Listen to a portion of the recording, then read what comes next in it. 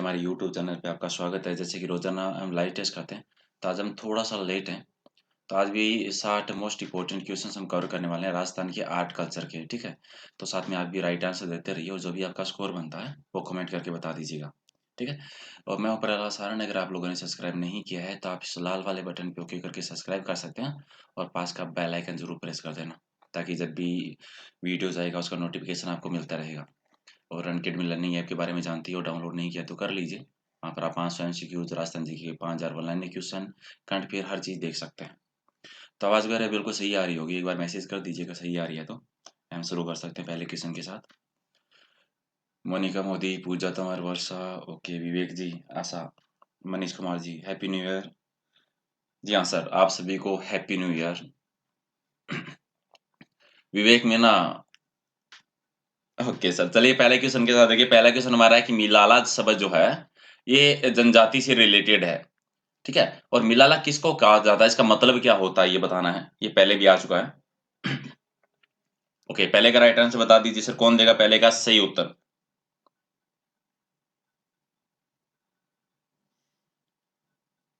जी, मिलाला है ये किस लिए यूज होता है, ये भीलों की उपजाति का नाम है, तो राइट आंसर हो जाएगा एक नंबर, इसका सही उत्तर है। ठीक है, इसके अलावा मिलाला के अलावा दो उपजाति है भीलों की, जो क्वेश्चन पहले भी आ चुका है। एक राठिया होती है, एक बारेला होती है। दोनों के नाम आप याद रखिए, बारेला और राठिया। ओके, चलिए क्वेश्चन नंबर 2 देखिए। दूसरा हमारा क्वेश्चन है कि लोक संगीत की वह जनजाति जो मुख्य तौर पर नागौर में और जोधपुर जिले में पाई जाती है, कौन सी जनजाति है जो नागौर और जोधपुर जिले में है, जो कि लोक संगीत से जुड़ी हुई है। और हिंट के लिए अगर आपको बताऊं तो उसकी उपजातियों में आपका कानोता आता है, कालेट आती है, जोड़ा आती है। जी बिल्कुल, मीरासी हो जाएगा, राइट आंसर हमारा डी हो जाएगा इसमें। ओके, जी मांगनियार भी आपका आंसर सही आया था, लेकिन नागौर और जोधपुर का पूछा था ना, इसीलिए आपका ऑप्शन चेंज हो गया था। डी राइट आंसर हो जाएगा इसका। क्वेश्चन नंबर 3 है कि लोक संगीत की वह जनजाति जिसका शाब्दिक मतलब निकलता है मांगने वाला, यानी जिस जनजाति का जो नाम है उसका मतलब निकलता है मांगने वाला। राइट आंसर क्या हो जाएगा? जी, मांगनियार हो जाएगा, राइट आंसर सी हो जाएगा हमारा। और ये खासतौर से एक मुस्लिम जनजाति है। ठीक है, जी बिल्कुल। क्वेश्चन नंबर 4 देखिए। 4 हमारा है कि तीड़ो तेरो जो है ये क्या है, किसको कहा जाता है? तीड़ो तेरो, 4 का राइट आंसर।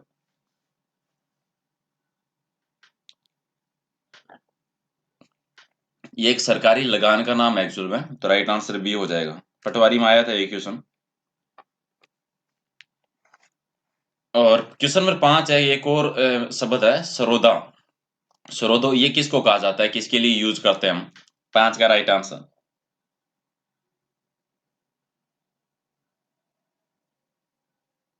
जी, ये नाक में से जो श्वास निकालते हैं उससे जो शुभ फल के बारे में जो बताने की जो विद्या होती है उसके लिए ये शब्द यूज किया जाता है, तो ए हो जाएगा इसका राइट आंसर। क्वेश्चन नंबर 6 है कि मजल शब्द जो है इसका क्या मतलब होता है?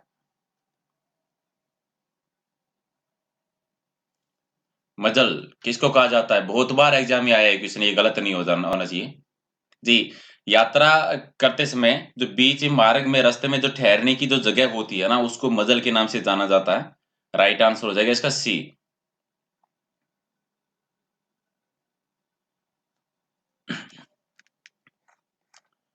चलिए क्वेश्चन नंबर 7 कि वर्णमाला सिखाने से पूर्व लिखाई और सिखाई जाने वाली जो एक मंगलाकृति होती है वो कौन सी होती है? जी, बलेटी सिखाई जाती है उससे पहले, राइट आंसर हो जाएगा बी। और क्वेश्चन नंबर 8 कि धड़ायती का क्या मतलब है? धड़ायती किसको कहते हैं? दानी व्यक्ति को, कान के आभूषण का नाम है, होली के किसी गीत का नाम है, या किसी लुटेरे को कहा जाता है? 8 का राइट आंसर। धड़ायती कहा जाता था लुटेरों को, तो राइट आंसर हो जाएगा डी। अनु, वर्षा, प्रियंका जी, कन्हैयाराम जी, असीम, वर्षा, मीना, ओके, गोपाल जी, विनय जी, बिल्कुल सही सर। चलिए क्वेश्चन नंबर 9 देखिए। 9 है कि गासा क्या होता है? गासा किसको कहते हैं?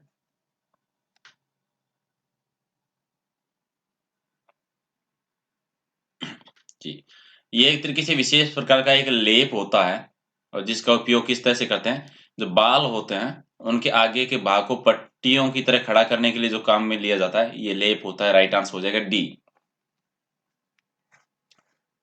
और आरण किसको कहते हैं?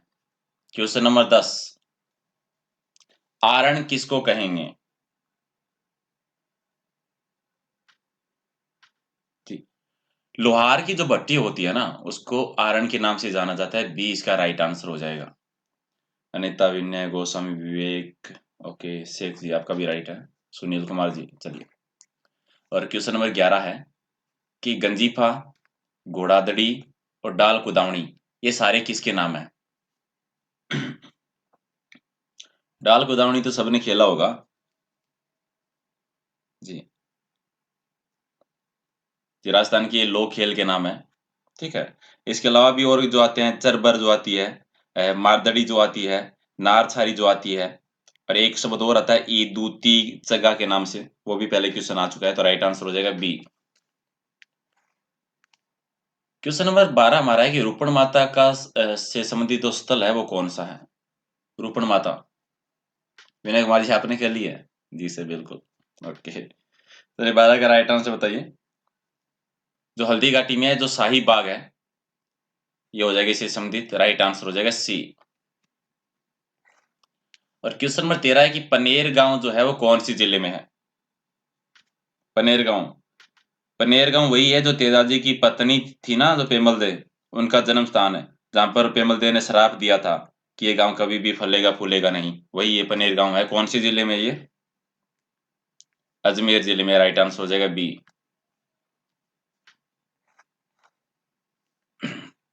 क्वेश्चन नंबर 14 है कि तेरापंथी संप्रदाय के आचार्य मापरज्ञ का जन्म है वो टमकोर में हुआ, और टमकोर है वो राजस्थान के कौन से जिले में है?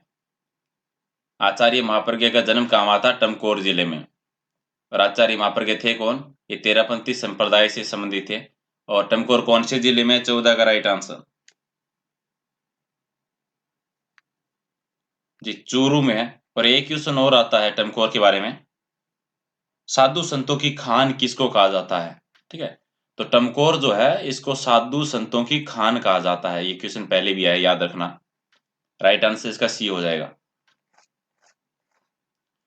क्वेश्चन नंबर 15 कि ब्रह्मचरित्र और धर्म जहाज, ये दो ग्रंथ हैं, और इन दोनों ग्रंथों की रचना किसने की थी? चरणदास जी के द्वारा लिखे गए थे दोनों ही। राइट आंसर हो जाएगा डी। और क्वेश्चन नंबर 16 की इनमें से कौन सी ऐसी रचना है जिसकी रचना सुंदरदास जी ने नहीं की थी? 16 का राइट आंसर, गुरु कृपा अष्टक भी लिखा था, गुरु उपदेश अष्टक भी था, आचरण अष्टक नहीं था। राइट आंसर वाला सी हो जाएगा इसका सही उत्तर। क्वेश्चन नंबर 17 कि आरिलो, ये एक पुस्तक का नाम है, और इस पुस्तक के जो रचनाकार है उनका नाम बताना है। आरिलो किसके द्वारा लिखी गई थी? और ये थी बालिंद जी की। ये हो जाएगा राइट आंसर। क्वेश्चन नंबर 18 है कि राजस्थान का अमरनाथ किसको कहा जाता है? राजस्थान का अमरनाथ किसको कहा जाता है?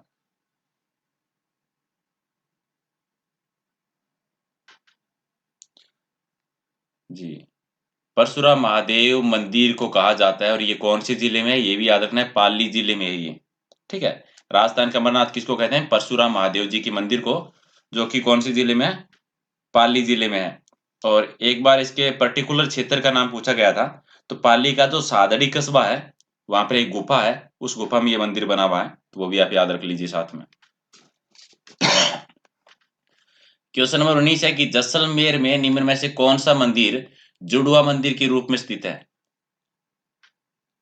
जुड़वा मंदिर के रूप में कौन सा मंदिर जाना जाता है? 19 का राइट आंसर जी, शांतिनाथ जी का और कुत्थुनाथ जी का जो मंदिर है, उसको जाना जाता है। राइट आंसर सी हो जाएगा।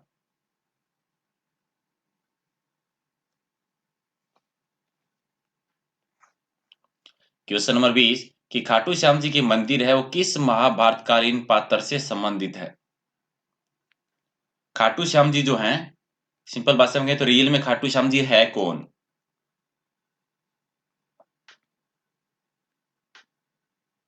बी का बता दीजिए, 20 का राइट आंसर। जी, बर्बरी का हो जाएगा। ठीक है। भीम के जो पोते पोते हैं ये, जो घटोत्कच जिसके बारे में ये जो हैं घटोत्कच, इनके पुत्र है ये, जिनको हम खाटू श्याम जी के नाम से जानते हैं। ठीक है, राइट आंसर बी हो जाएगा। खाटू श्याम जी, श्याम बाबा एक ही बात है, दोनों एक ही नाम है। चलिए, क्षेत्रपाल से के सर्वाधिक मंदिर है और राजस्थान के किस जिले में? क्षेत्रपाल का मतलब होता है हम स्थानीय स्थल पर कोई देवता होता है ना, पर्टिकुलर क्षेत्र का कोई देवता, उसको क्षेत्रपाल कहते हैं। ठीक है, अलग अलग किसी गांव में कोई देवता होता है, पर्टिकुलर क्षेत्र का कोई जो देवता होता है उसको क्षेत्रपाल कहते हैं। तो ये क्षेत्रपाल के सर्वाधिक मंदिर जो है वो कौन से जिले में है? सर्वाधिक है वो है डूंगरपुर में, राइट आंसर हो जाएगा डी। ठीक है। और ये क्षेत्रपाल क्या है, ये क्वेश्चन भी पहले आ चुका है, तो याद रखना है विशेष क्षेत्र के जो देवता होते हैं उन्हें क्षेत्रपाल कहा जाता है। क्वेश्चन नंबर 22 है कि अभिसार निशा, ये एक पुस्तक का नाम है और इस पुस्तक की रचना किसने की थी? अभिसार निशा की। जी, रामगोपाल विजयवर्गीय के द्वारा की गई थी, बी हो जाएगा इसका राइट आंसर। क्वेश्चन नंबर 23 की पाश्चात्य प्रणाली पर यथार्थवादी चिंतन करने वाले भारत के जो प्रथम आधुनिक चित्रकार हुए थे वो कौन हुए थे?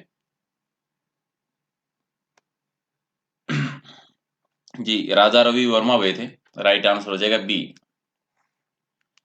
क्वेश्चन नंबर 24 की अलवर शैली में निम्न में से किस पशु का विशेष अंकन किया गया है? अलवर शैली में किस पशु के ज्यादा चित्र बनाए गए हैं अलवर शैली में? 24 का राइट आंसर घोड़े के चित्र हैं, राइट आंसर हो जाएगा ए। ठीक है, ओके जी। अगर हाथी वाला पूछा जाता है तो बूंदी याद रखिए, बूंदी का है वो, हाथी का ज्यादा चित्रण हुआ था बूंदी में, ये क्वेश्चन भी पहले आ चुका है, तो राइट आंसर इसका ए हो जाएगा। 25 नंबर है कि आगा मिर्जा देहलवी, अब्दुल्ला बेग, गुलाम मुस्तफा और मोहम्मद बख्श, इनका संबंध है वो किस कला से है? ये सारे आलेख्य कला से प्रसिद्ध हुए हैं, राइट आंसर हो जाएगा सी।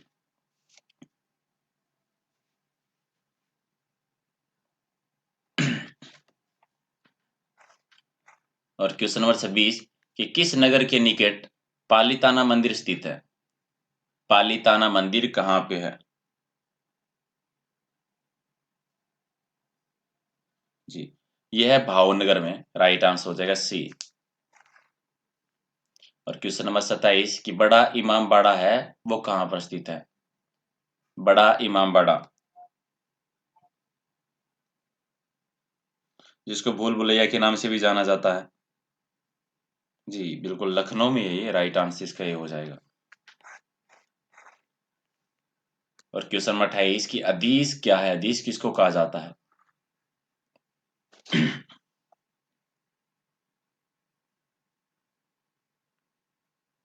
जी, राइट आंसर हो जाएगा इनमें से कोई नहीं। जी, हदीस जो होता है ये इस्लामी परिभाषा का एक शब्द है, जिसका मतलब होता है कि पैगंबर मोहम्मद जो है उनके जो कथन थे, उनके जो कर्म थे, उनके जो कार्य थे, उनको हदीस कहा जाता था। ठीक है, ये इस्लामी कानून भी नहीं है, ये इस्लामी शब्द है एक तरीके से, तो राइट इनमें से कोई नहीं हो जाएगा ये। 29 है कि रमजानामा है वो किस हिंदू ग्रंथ का फारसी अनुवाद है? और ये महाभारत का अनुवाद किया गया था फारसी में, और जिसका नाम रखा गया था रमजानामा, तो राइट आंसर हो जाएगा बी। क्वेश्चन नंबर 30 है कि किस गुरु ने गुरु नानक की जीवनी लिखी थी? गुरु नानक की जीवनी किसने लिखी थी? गुरु अंगद देव ने। जी, डी हो जाएगा सही उत्तर, बिल्कुल sir, Mohit ji, very good. 31 number है कि अलवर में बनने वाले बहुत पतली परत के जो बर्तन हैं वो क्या कहलाते हैं? यानी ज्यादा पतली परत के बर्तन बनाए जाते हैं अलवर में, उन्हें स्थानीय भाषा में किस नाम से जाना जाता है? 31 का राइट आंसर कागजी कहा जाता है, ए हो जाएगा राइट आंसर। और 32 है कि भरत या फिर भरत, ये क्या है?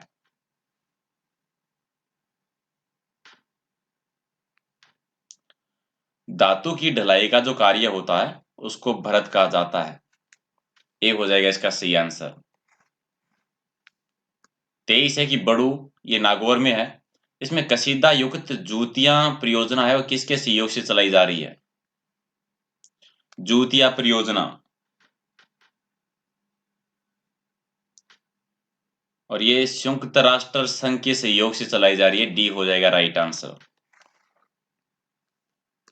क्वेश्चन नंबर 34 बता दीजिए कि कौन सी हस्तशिल्प कला है जिसको इनसाइक्लोपीडिया ऑफ ब्रिटेनिका के नाम से भी जाना जाता है? इनसाइक्लोपीडिया ऑफ ब्रिटेनिका, इस नाम से, इसमें स्वर्ण अक्षरों से अंकित है। 34 का राइट आंसर। और ये है थेओकला के लिए, तो राइट आंसर हो जाएगा बी।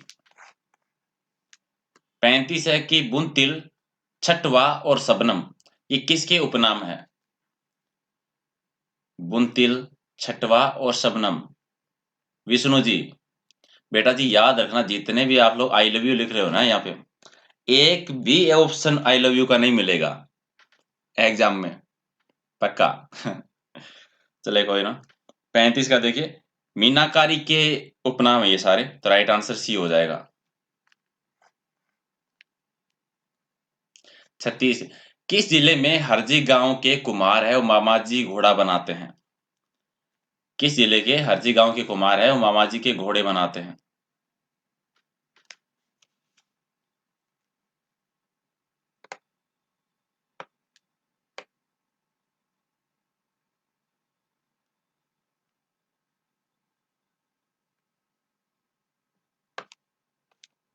36 का राइट आंसर जी, जालोर, ए हो जाएगा राइट आंसर।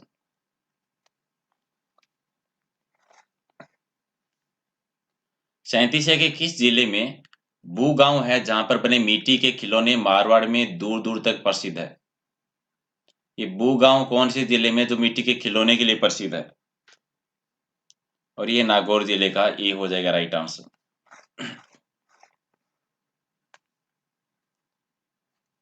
लिकाई या लिपाई, टिपाई, नुकलिया और चुका, ये सारे किससे संबंधित है? लिकाई, लिपाई, टिपाई, नुकलिया और चुका, और ये सारे शब्द जो है बंदेज से संबंधित है। राइट आंसर ए हो जाएगा।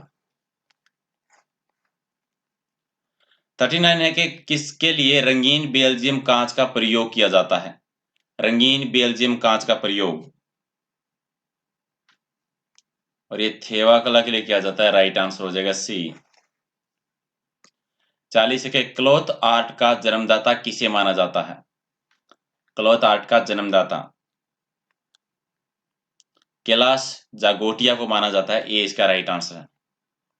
मधु बिश्नोई, कोई बात नहीं मैम, आप फिर से देख लेना दोबारा वीडियो। 41 नंबर है कि मारवाड़ के देसी कपड़ों में सर्वोत्तम गिने जाने वाली टुकड़ी किन जिलों में बनाई जाती है? मारवाड़ के जो देसी कपड़े होते हैं उनमें, जी नागौर और जालौर में बनती है। राइट आंसर हो जाएगा बी। 42 है कि खरवालिया, सलावट, कारूक और सुतार, ये सारे शब्द हैं वो किससे संबंधित है? खनवालिया, सलावट, कारूक और सुतार, और यह पत्थर उद्योग से रिलेटेड है सारे। 1 मिनट, क्या कह रहे हो आप? मैं एक बार कमेंट देख लेता हूँ, थोड़ा सा समझ में नहीं आया मुझे आपने क्या बोला।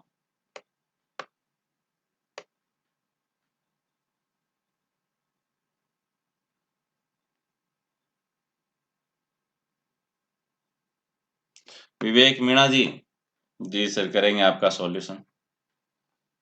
चलिए इसका राइट आंसर सी हो जाएगा। 43 नंबर है कि श्री एयाज मोहम्मद किस कला के प्रसिद्ध कलाकार हैं? और यह ला कला से रिलेटेड, ए हो जाएगा सही उत्तर।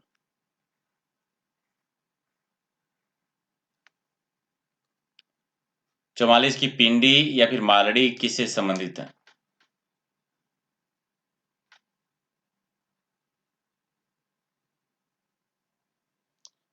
ये मोलेला के मूर्ति कला से रिलेटेड हैं दोनों। डी हो जाएगा सही उत्तर। 45 है कि लुकला क्या है? लुकला 45 का राइट आंसर। लकड़ी की वस्तु में जो ला की कलाकारी की जाती है उसको लुकला कहा जाता है, तो राइट आंसर इसका सी हो जाएगा। क्वेश्चन नंबर 46 की मिट्टी की व्हील कला है वो किस क्षेत्र में अधिक प्रसिद्ध है? व्हील कला, और ये पश्चिमी राजस्थान में प्रसिद्ध है, तो राइट आंसर इसका डी हो जाएगा। 47 नंबर की किशोरी गांव जो कि जैसलमेर की कलाकृतियों और मूर्तियों के लिए प्रसिद्ध है, और किशोरी गांव जो है ये कौन से जिले में है? और ये है अलवर जिले में किशोरी गांव, तो राइट आंसर हो जाएगा बी। 48 नंबर की दोरुखी रंगाई की तकनीकी 19वीं शताब्दी में किस जिले में विकसित हुई थी? दोरुखी रंगाई, और ये हुई थी अलवर जिले में।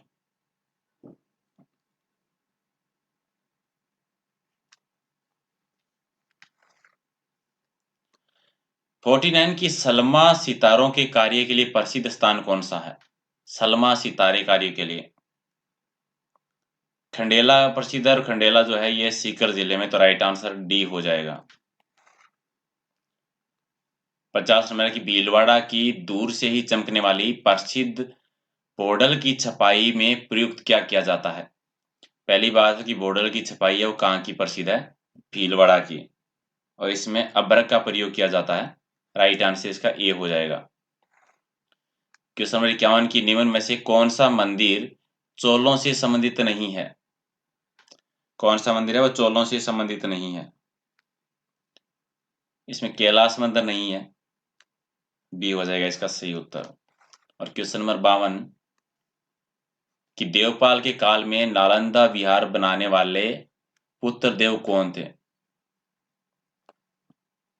नालंदा विहार बनाने वाले, और ये शैलेंद्र राजा थे, ए हो जाएगा सही उत्तर। 53 है कि बलाल सेन ने निम्नलिखित में से किस ग्रंथ की रचना की थी? कौन सा ग्रंथ है बलाल सेन के द्वारा लिखा गया है? और दान सागर लिखा गया है, ये हमारा राइट आंसर हो जाएगा। 54 है कि हम्पी में विठल स्वामी के मंदिर का निर्माण किसने करवाया था?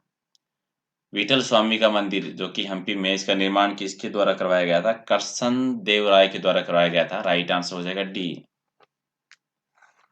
और 55 नंबर है कि कृष्ण देव राय के दरबार में अष्ट दिग्गज कौन थे? अष्ट दिग्गज, और ये 8 तेलुगु कवि थे, उनको कहा जाता है, बी हो जाएगा राइट आंसर। 56 के निम्नलिखित में से शून्यवाद के व्याख्याकार कौन थे? शून्यवाद, जी नागार्जुन जी, राइट आंसर हो जाएगा सी। क्वेश्चन नंबर 57 कि प्रादिरूपतु किन राजाओं की स्तुति पर कविताओं का संग्रह है? ये 6 राजाओं का संग्रह था, राइट आंसर ए हो जाएगा। चलिए 58 देखिए कि निम्नलिखित में से किस विवाह प्रकार में कन्या के पिता के द्वारा एक जोड़ी गाय देने की प्रथा थी? विवाह का ऐसा कौन सा प्रकार था जिसमें कन्या के पिता के द्वारा एक जोड़ी गाय लेने की प्रथा थी? क्वेश्चन नंबर 58, ये होता था आर्ष विवाह में, राइट आंसर ये हो जाएगा। 59 60 है सर जी। सेकंड लास्ट क्वेश्चन है कि निम्नलिखित में से कौन है वो वीर शैव धर्म के व्याख्याता थे? वीर शैव धर्म के, इसमें बसव थे, और ये हमारा लास्ट क्वेश्चन आज का कि निम्नलिखित में से किसने कभी संन्यास ग्रहण नहीं किया? इनमें से कौन है जिन्होंने कभी भी संन्यास ग्रहण नहीं किया था? जी वल्लभाचार्य ने ही किया था, राइट आंसर डी हो जाएगा। चलिए ये तो हो गए आज के 60 क्वेश्चन, पीडीएफ का पता ही है। अब देखिए सर, अगर ज्यादा क्वेश्चन लो, 60 क्वेश्चन लो तो आप कहते हो सर कितने क्वेश्चन और रह गए, और अगर 20 क्वेश्चन का वीडियो बनाने का मेरा मन नहीं करता। कम क्वेश्चन लो तो कहते हो सर ज्यादा क्वेश्चन लिया करो। मतलब आपकी शिकायतें हमेशा रहेगी कुछ ना कुछ, है ना। चलिए ओके सर। नहीं, एक चीज जो एक दो के कमेंट आए थे सर टॉपिक वाइज कीजिए, तो ठीक है हम कोशिश करेंगे कि टॉपिक वाइज जीके करने की कोशिश करें, कवर करेंगे, ठीक है। ओपीसीएन जी, पेपर का कोई इजी नहीं होता सर, पेपर हार्ड ही होते हैं, पेपर का क्या इजी होता है। और क्वेश्चन का कोई भी बड़ा चौड़ा नहीं होता।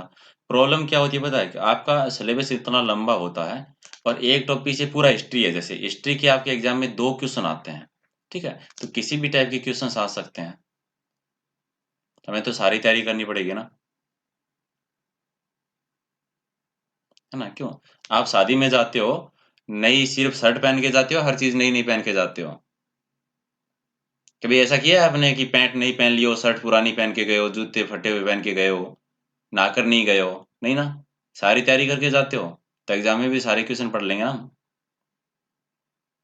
जी सर, कोशिश करेंगे सर, ज़रूर करेंगे। और टॉपिक वाइज़ क्वेश्चन करेंगे और हिंदी का, साइंस का होता ही है मोर दिन में टेस्ट।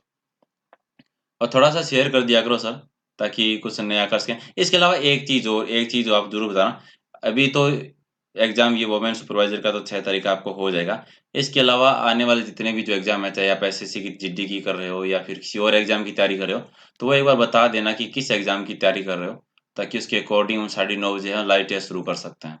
ठीक है? ओके सर, शेयर कर देना, पसंद आया तो लाइक कर देना और कोई भी क्वेश्चन होता है तो कमेंट पीडीएफ 2 जगह से ले लेना, टेलीग्राम या फेसबुक पेज से। किसी वजह से नहीं मिलती है तो इंस्टाग्राम पे मैसेज कर दो सर, मैं भेज दूँगा पर्सनली आपको। इससे ज़्यादा और क्या कर सकते हैं आप लोगों के लिए। वीडियो की डिस्क्रिप्शन में लिंक मिल जाएगा आप लोगों को। कितने टेस्ट कितने बजे होता है? हिंदी का टेस्ट टाइमिंग फिक्स नहीं किया है, लेकिन कल फिक्स कर देंगे 11 बजे से। हिंदी का 11 बजे fix. Okay sir, thank you, good night.